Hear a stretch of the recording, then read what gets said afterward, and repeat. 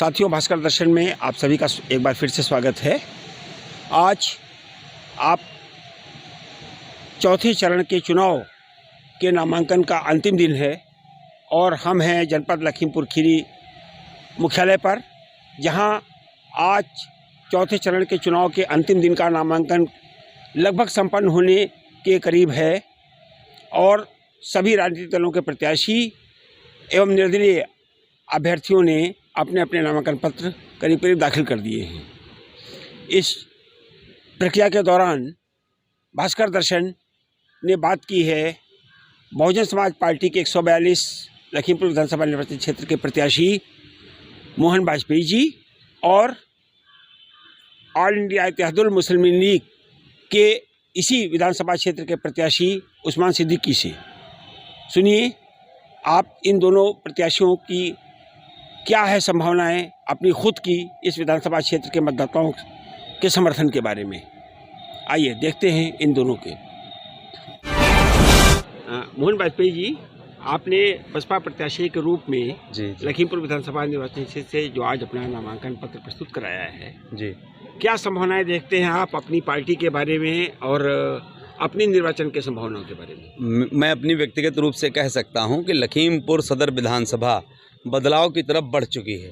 आज 22,000 जिन्होंने हमें मत दिया था नगर पालिका के चुनाव में, वो 22,000 मोहन बन के पूरी विधानसभा में चुनाव लड़ रहे हैं और हमारा एक विज़न है कि लखीमपुर को भ्रष्टाचार मुक्त, अपनी सदर विधानसभा को कम से कम, और जो हमारे यहाँ छोटे छोटे किसान परेशान हैं, गौ माता भी परेशान हैं।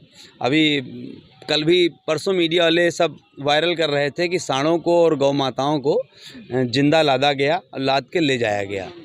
तो अब मैं यही चाहता हूं कि मेरे शहर का और लखीमपुर का विकास हो और अवैध खनन जो होता है वो बंद हो। और हम लोगों का यही है कि एक भाईचारा बना रहे, एक ही नारा भाईचारा हम लोगों का स्लोगन है जी।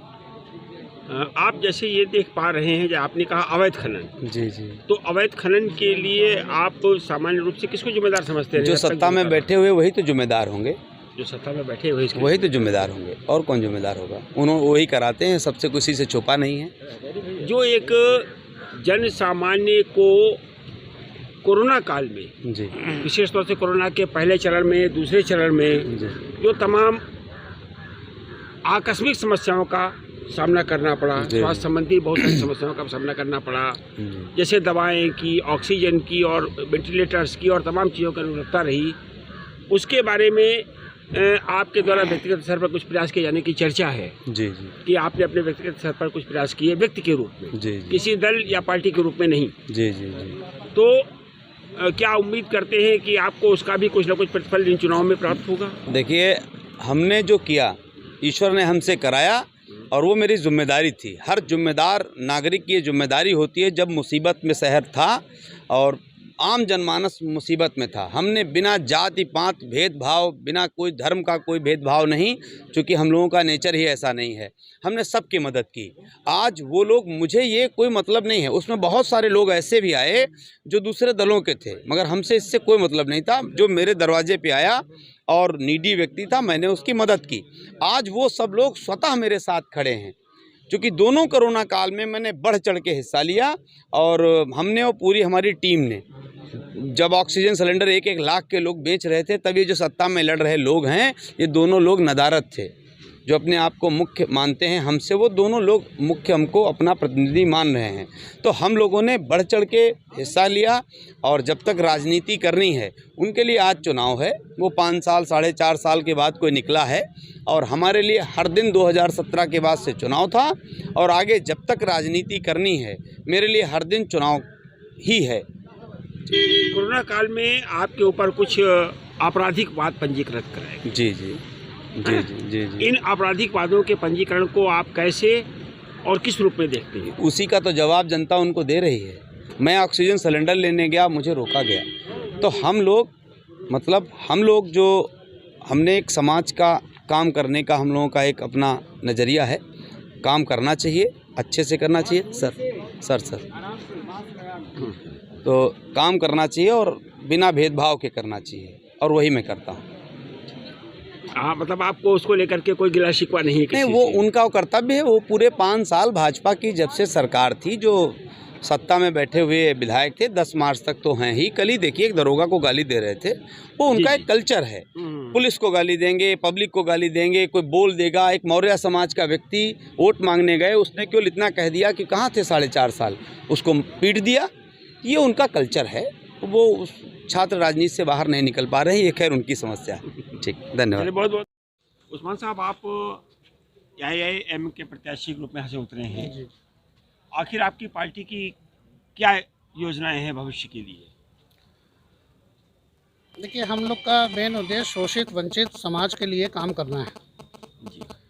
जो पिछले 70 सालों में एक समाज को और मुसलमानों को और दलितों को दबा के रखा गया है, मार्जिनलाइज कम्युनिटी जिन्हें कहा जाता है, जो हाशिए पर पहुंच गए हैं, उनको मुख्य धारा में लाना ही हमारा काम उद्देश्य है। और उसमें सबसे पहले हमारा शिक्षा है, स्वास्थ्य है, मतलब सोशल, इकोनॉमिकल और एजुकेशनल, तीनों फील्ड में हमें उनको मुख्य धारा में लाना है। और ये तभी मुमकिन है जब हम लोग एक सियासी प्लेटफॉर्म पर आएँ। जैसा कि काशीराम जी ने कहा था कि सियासत ही हर ताले की चाबी है, तो बिना सियासत में आए हुए ये चीज़ पॉसिबल नहीं है कि हम उन लोग को मुख्य धारा में ला पाएँ। इसीलिए हम लोग कंटेस्ट कर रहे हैं। आपकी पार्टी ऑल इंडिया तहरीक मुस्लिम लीग जो है, वो न तो देश में सत्ता में आने की कोई जो राजनीतिक परिदृश्य है देश का, और न ही प्रदेश में जो आपकी पार्टी लड़ रही है उसके मुताबिक उसके सरकार में आने की कोई संभावना है। तो बिना सरकार में आए, जब राजनीतिक परिदृश्य में आपकी पार्टी के केंद्र में या प्रदेश में सरकार में आने की संभावना नहीं है, तो उसके मैनिफेस्टो को कैसे लागू करने की बाबत आप देख सकते हैं, सोच सकते हैं जनाब? देखिए, हिंदुस्तान में डेमोक्रेसी है और डेमोक्रेसी पार्टिसिपेटिव होनी चाहिए। करेक्ट। हर समाज का पार्टिसिपेशन होना चाहिए ना, रिप्रेजेंटेशन सदन में होना चाहिए। बेशक। ठीक है। अब अगर हम, ये ज़रूरी नहीं है कि हम सरकार ही बनाएं। जी जी। ठीक है, हमारा रिप्रेजेंटेशन तो होना चाहिए ना, एटलीस्ट वहाँ पे विधानसभा में। वो तो लोकतंत्र में प्रत्येक का होना चाहिए। तो इसीलिए तो हम रिप्रेजेंट नहीं करेंगे। अगर आप एक मेजोरिटेरियन डेमोक्रेसी यहाँ पे हिंदुस्तान में लागू करेंगे, एक ही समाज के लोग जाएंगे, एक ही बात होगी, तो कैसे हमारा डेमोक्रेटिक मुल्क है ये इसकी खूबसूरती तो ख़त्म हो जाएगी ना। ये एक फूलों का गुलदस्ता है हिंदुस्तान। बेशक। इसमें हर रंग और खुशबू के फूल हैं। अगर आप एक ही किस्म के फूल लगाएंगे तो वो गुलदस्ता नहीं रहेगा ना फिर।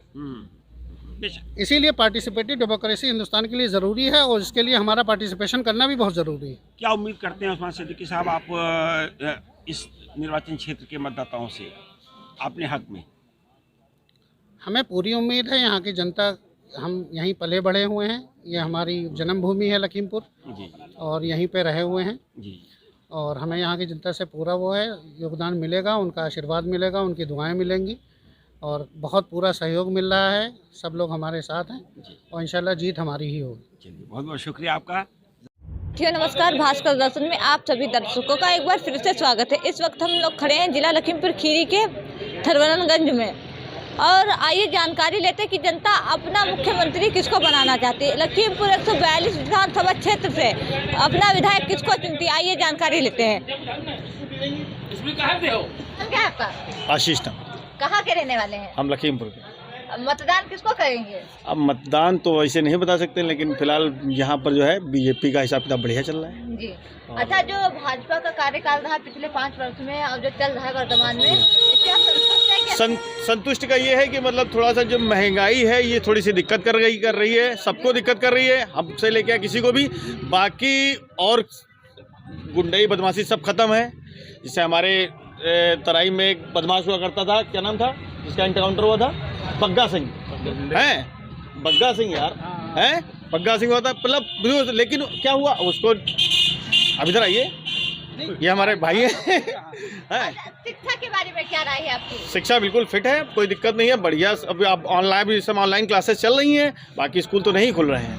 अच्छा, जो लोग गरीबी रेखा से नीचे जीवन यापन कर रहे हैं, क्या वो ऑनलाइन पढ़ाई करवा पाएंगे क्या अपने बच्चों की? अरे तो नहीं पढ़ा पाएंगे तो स्कूल भेज के अपने बच्चों को परेशान भी तो नहीं करा सकते हैं। अभी कोरोना हो जाएगा तो जिम्मेदारी सरकार को तो लेनी पड़ेगी, तब आप सरकार को ही टोकेंगे कि सरकार ने स्कूल क्यों खोल दिए। ये भी तो बात है भाई। अच्छा, जो 2020-2021 में हाँ, कोरोना काल में सरकारी योजना का लाभ मिला आपको सरकार से?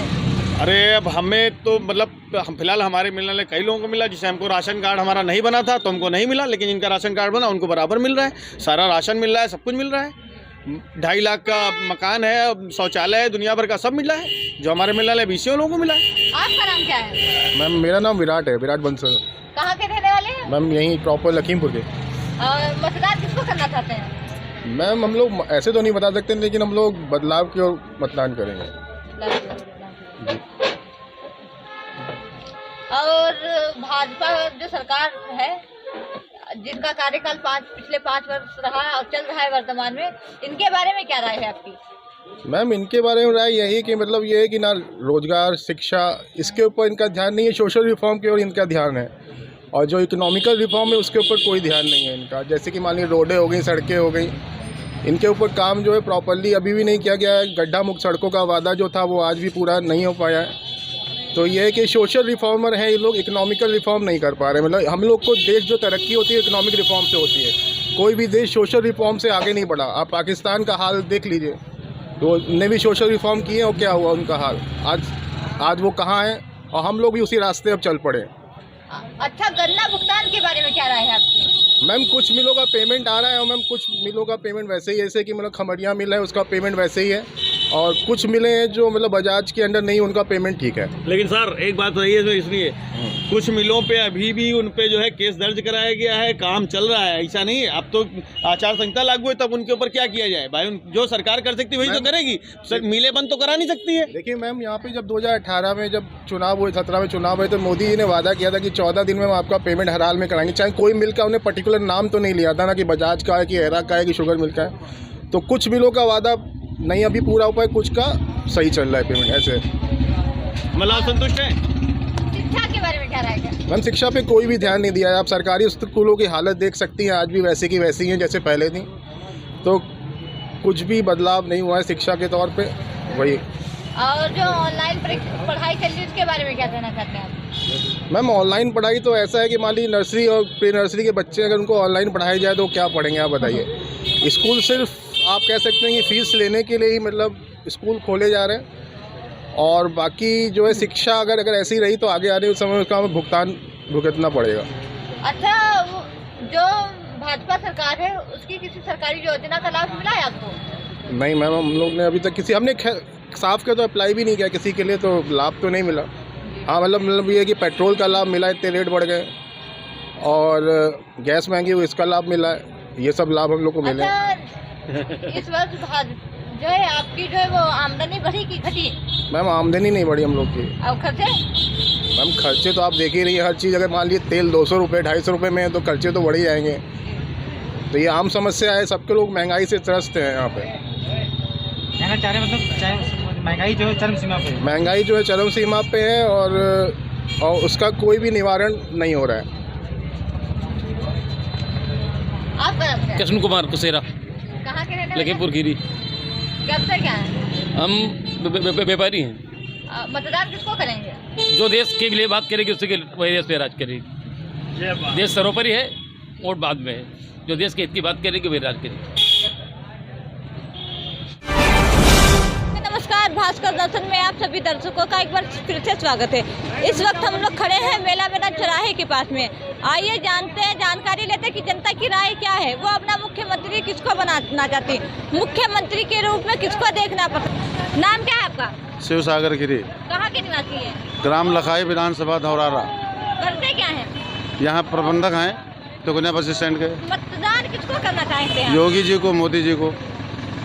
मोदी करना चाहते हैं, उनको ही क्यों करना चाहते हैं? और हिंदुस्तान का कल्याण उसी में है। जो मतदान करना चाह रहे हैं आप, इससे क्या संतुष्ट हैं आप? जी पूर्ण रूप से संतुष्ट है। पूर्ण रूप से संतुष्ट जी, एक उदाहरण दीजिए। जैसे कि जनता का हित उसी में है, हम लोग मोदी को जनता के हित में सारे काम हो रहे हैं। गाड़ी हमारी शूट कर लो तुम। राज नारायण नाम है हमारा, ये हमारी गाड़ी है। अंदर जाओ, सवारी दिखाओ, इसमें एको सवारी नहीं बैठी है। इस समय डीजल का पैसा नहीं निकल रहा है, लेकिन वोट हम योगी को देंगे।